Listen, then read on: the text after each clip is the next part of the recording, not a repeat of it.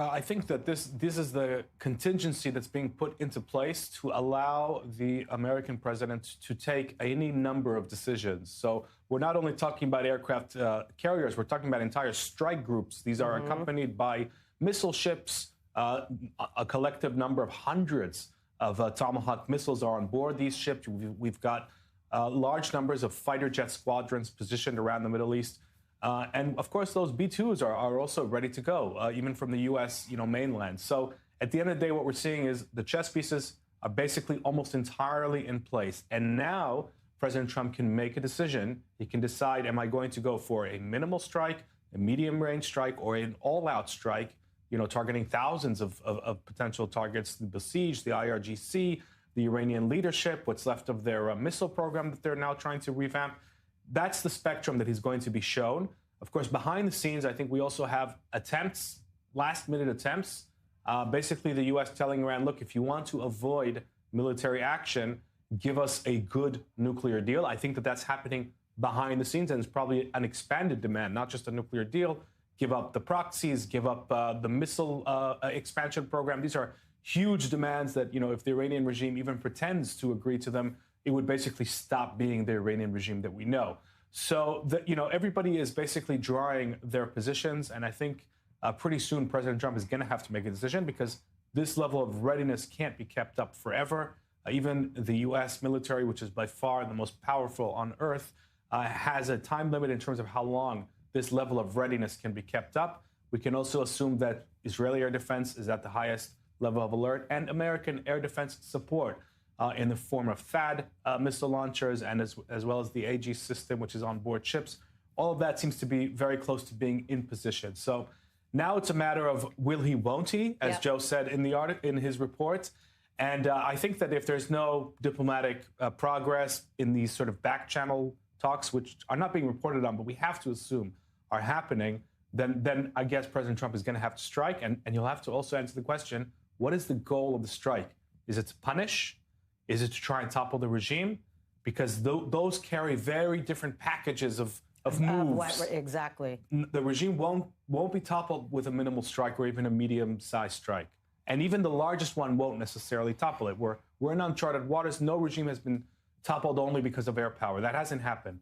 But if there are enough forces on the ground in Iran that could take advantage of that, and we don't know if that's the case, then that could lead to a domino effect. Right. So, and what would be that decision-making factor? Because, President Trump said to the citizens, help is on the way. Seemingly, according to, Iranian officials, the numbers are not quite as high as, what is, said to be the actual numbers. So Iran says they have their finger on the trigger, and, is there a chance they would, they would strike before, anything would be done by the U.S.? It's always a relevant question. In periods of high tension, there's always a chance that somebody may be tempted to shoot first. I think the Iranians won't be doing that because they'll still be hoping, they bought themselves some time, so they'll still be hoping to basically convince President Trump that it's not worth his while to get into this. They're making all kinds of threats which are designed to do exactly that, to convince President Trump to say to him, if you think you can just strike and walk away, it's not going to happen. We consider it an act of war. We're going to be firing on all your bases in the Middle East, which are in range of Iranian missile strikes. So the Iranians are trying to tell President Trump, you're not going to be able to have your sort of hit and run moments. This won't be Venezuela. We're going to get you entangled. That's what they're trying to tell him. Would they actually do that when push comes to shove? We don't know. Those are the cards that they're trying to broadcast. This is a game of very high stakes poker, and everybody's trying to send their messages. The thing that could really tip the scale here are these reports about the casualties in Iran. Yeah. Because if these larger numbers that we're hearing, like from Time magazine, 30,000, this would constitute one of the largest massacres in the world in recent history. When do we remember in a couple of nights 30,000 civilians being killed and massacred in such a short time frame, unarmed people? This is such an anomalous and horrific event in world history. If those numbers are confirmed, that President Trump would have no choice but to act if he's going to have those numbers confirmed. At the end of the day, what the Iranians are saying is, look, if you, Trump, think you're going to be able to do a sort of one-off hit, a short little exchange and then walk away, we're not going to let you do that. That's their rhetoric. That's what they're saying at the public level, that they're going to respond massively, that they're going to hit American targets because they are trying to deter the United States from the idea that they can do a targeted strike and then walk away, which is the modus operandi that Trump favors. So we'll have to see. I completely agree with Mark that there is backdoor diplomacy going on as we speak. It's not being covered. It's completely, behind closed doors. But I think Trump is testing the waters to see if he can get out of this with some sort of, a nuclear plus deal where the regime would give up all of its nukes and enrichment and missile program and proxies. And like I said, in the last program, if the Iranians actually agree to that, this regime wouldn't be the regime that we're facing. So we're in the unknown territory. You said something, and I think it needs to be said. The idea that the Iranians are saying if America attacks us, we go, ballistic and we shoot everything we've got and it's havoc and World War III. Of course, they want to say that, as you say correctly, because they want to deter an American attack. But past experience has shown when the Americans bombed the nuclear facilities in the middle of last year, when they took out Soleimani in the last year of the first Trump administration, the Iranian response was very, very calculated and very moderate, almost just like ticking the box. And to presume they wouldn't act in the same way, you can't guarantee it, but I think to presume they wouldn't act in the same way, I think that's a fair prediction. Yeah, it's a poker face that they're putting on. And will their bluff be called? We'll find out. Well, could Trump, I'm thinking out loud, could Trump, let's say, do something like this? All my forces are there and he call upon the Iranian people to go to the streets. And then he says, if you now attack the demonstrators, I'll strike, right? And that way he's encouraging regime change without not firing a shot, maybe. Right. And so he has a whole host of options. What will he choose? We have to wait and see. So two thoughts about that. First of all, if he does call on people to go out, there's no doubt in my mind that the Iranian regime, if it has to choose between being toppled by the people or committing another massacre, they'll commit another massacre and face U.S. fire because they'll do anything to stay in power. The regime's survival is their only priority, and we've already seen that. I think another option that we're not talking about yet so much is the idea of some sort of oil embargo, which the Iranians would correctly view as an act of war.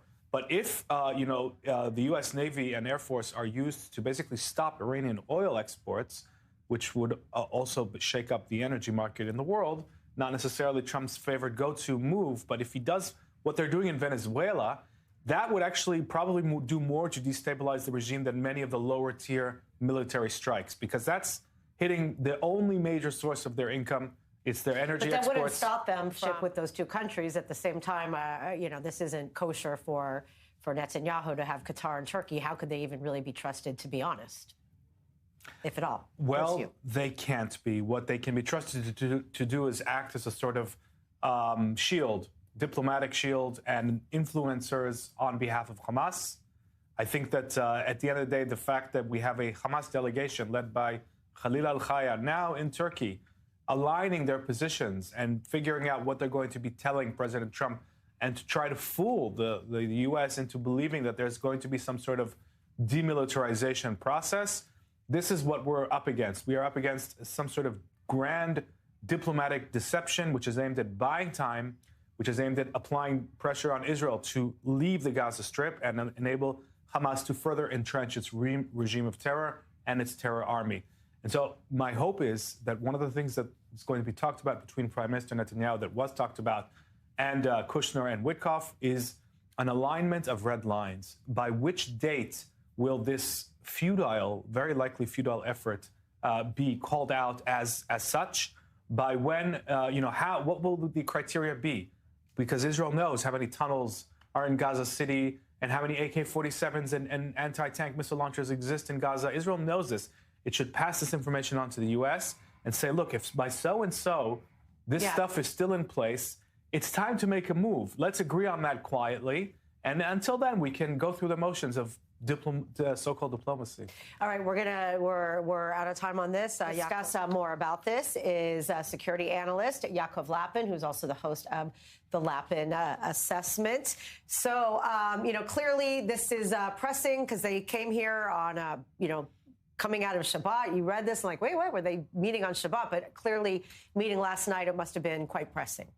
Yes, it does look like a pretty pressing visit. And by the way, I wouldn't be surprised if they also discussed other things like the situation with Iran, which is the most urgent arena. But look, when it comes to Gaza, I think, what we're seeing is Israel is continuing to give the U.S.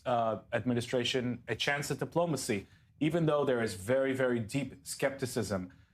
The real issue and the thing that needs coordination between Israel and the United States here is how Hamas, with its allies, Turkey and Qatar, are going to try and fool the international community into believing that they're disarming, because that's going to be their game plan. And we can already see that now. We saw that, there's a delegation of Hamas led by Khalil al-Khaya going to Turkey, meeting with the Turkish intelligence chief. What are they talking about? They're going to try and create basically a false disarmament program in order to try and satisfy the Trump administration just enough so that Hamas can keep power. That's its top goal, keep power and kick the IDF out of the Gaza Strip. That's what they want to do. And so it's vital that Israel is able to transmit its red lines, how this is going to be verified, how this is going to be called out as a false display of disarmament, because we have to assume that Hamas is never really going to disarm. It will not demilitarize the Gaza Strip. It will only be willing to pretend to do so, just like Hezbollah pretended to disarm in southern Lebanon when it's doing nothing of the kind. So even the precedent has been set. I think this is what we're looking at. These are positions that are being aligned, red lines that are being drawn, and behind the scenes, the IDF is preparing for the day that it will receive the order from the cabinet to move in and take this back into the military field. And, clearly the prime minister has stated, for months now, the ISF having Turkey or Qatar, not exactly the most comfortable. But now that President Trump has succeeded in getting this board of peace thus far, clearly, I'm sure there's pressure on both sides. So how can the board of peace even push this over the finish line when, again, we're talking about the ISF disarming and doing all of that needs to be done before there's any kind of board of peace action, unless they could do something about it, which I imagine they can't. Yeah, and I think that's the short answer. They can't. First of all, there is no ISF. There is still no ISF. We talk about the ISF, we've been talking about it for months. It doesn't exist. So we're talking about basically a non-existent entity so far.